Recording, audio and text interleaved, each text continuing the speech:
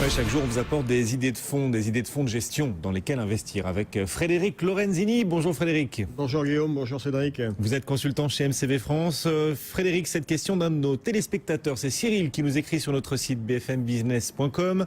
Cyril, il s'inquiète de voir les marchés ne plus progresser. Il craint, pourquoi pas, une rechute après les gains de 10% pour le CAC depuis le début de l'année. Et du coup, il se demande comment couvrir son PEA si le marché repart à la baisse. Alors c'est une bonne question parce que c'est vrai que les marchés en ce moment sont un petit peu nerveux. On a des avantages avec le PEA, des avantages fiscaux. Maintenant, la contrepartie, c'est qu'on peut pas mettre tout et n'importe quoi. On peut pas ressortir l'argent. On peut vendre les actifs qu'on a en portefeuille en PEA, mais on peut pas ressortir l'argent. Et ce qu'on peut mettre en portefeuille, c'est des actions et des actions, pas d'obligations, pas de monétaire. Donc c'est vrai que c'est un petit peu compliqué quand même la situation en ce moment si on veut couvrir son portefeuille. Du coup, on peut rien faire à part se mettre en cash. Alors le cash, c'est quand même pas un rémunérateur. On peut faire des choses parce qu'il y a des fonds qui sont sur des classes d'actifs qui théoriquement ne sont pas éligibles au PEA et qu'on peut caser dans le PEA. Il y a certains fonds monétaires qui sont éligibles au PEA. Le problème, c'est que le monétaire, maintenant, c'est plus rémunérateur. On est en dessous de 1%. On a déjà évoqué ce type de produits monétaires qui sont éligibles au PEA. Qu'est-ce qui se passe? En fait, je fais un fonds action, je fais un swap de performance. J'échange la performance d'un portefeuille action contre la performance d'un portefeuille monétaire. Et du coup, je peux avoir du monétaire en PEA.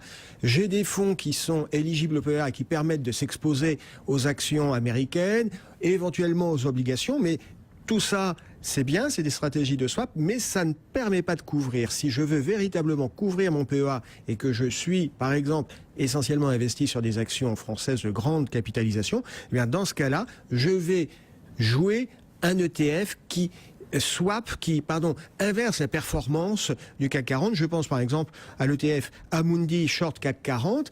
Qu'est-ce qui se passe? Cet ETF a une performance justement symétrique à celle du CAC 40. Donc si j'anticipe une baisse du CAC 40, que je ne souhaite pas vendre mes actifs, oui, eh bien, je vais me couvrir avec ce type d'ETF. Et on peut le faire avec d'autres ETF au-delà du CAC 40? Alors, c'est possible. Sur le marché français, on trouve un certain nombre d'ETF qui permettent de se couvrir sur le CAC 40, mais il y a aussi des ETF qui permettent d'aller se couvrir sur l'Eurostock 50 comme le DBX Tracker Eurostock 50 Short ou encore le Short MSCI USA qui permet de se couvrir contre une baisse de l'indice MSCI USA et qui, là, eux encore, sont éligibles au PEA. Est-ce que ces ETF, donc éligibles au PEA, ces ETF qui jouent le marché à la baisse, sont efficaces, performants? Alors, oui, c'est efficace puisque c'est un comportement strictement symétrique. C'est efficace si on sait s'en servir.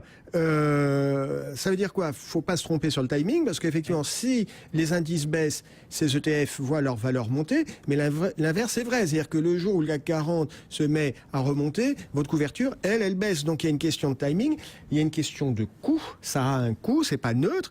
Et puis attention, on est sur des outils qui sont très sophistiqués, qui étaient réservés à des professionnels il y a encore 10-15 ans et qui aujourd'hui sont accessibles au grand public et qui parfois peuvent être délicats à utiliser. Je pense par exemple à un ETF qui permet de se couvrir sur le CAC 40 avec un effet de levier, un CAC 40 double short. C'est assez délicat à manipuler. Les particuliers qui souhaiteraient couvrir leur PEA contre un marché à la baisse en achetant ces fameux ETF que vous préconisez, en tout cas dont vous nous parlez, les ETF qui jouent ce marché à la baisse, est-ce qu'on peut en sortir quand on veut? Alors l'avantage, est-ce que c'est un produit réactif? Alors l'avantage de l'ETF, c'est que c'est coté en quotidien, en continu en bourse, donc vous pouvez l'acheter ce matin, le revendre demain matin, le revendre ce soir. Donc oui, c'est un produit liquide, c'est un produit sur lequel on rentre et on sort facilement. C'est un produit à utiliser ponctuellement. C'est de la couverture, c'est à utiliser ponctuellement, donc ça requiert de la part de votre investisseur une analyse assez fine sur les anticipations.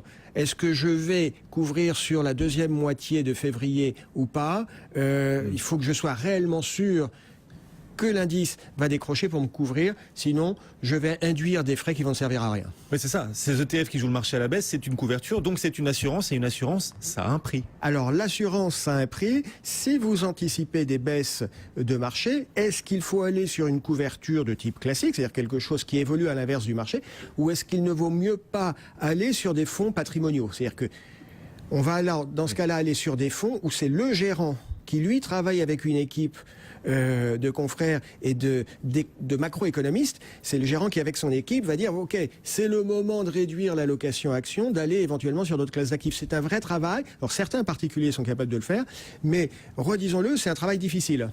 Voilà. À vous de choisir, hein, à vous qui nous écoutez, qui nous regardez, à vous de choisir si vous souhaitez couvrir votre PEA contre une baisse du marché entre ces ETF ou encore les fonds patrimoniaux ou fonds flexibles. Merci beaucoup d'être venu nous voir. Frédéric Lorenzini, consultant chez MCV France.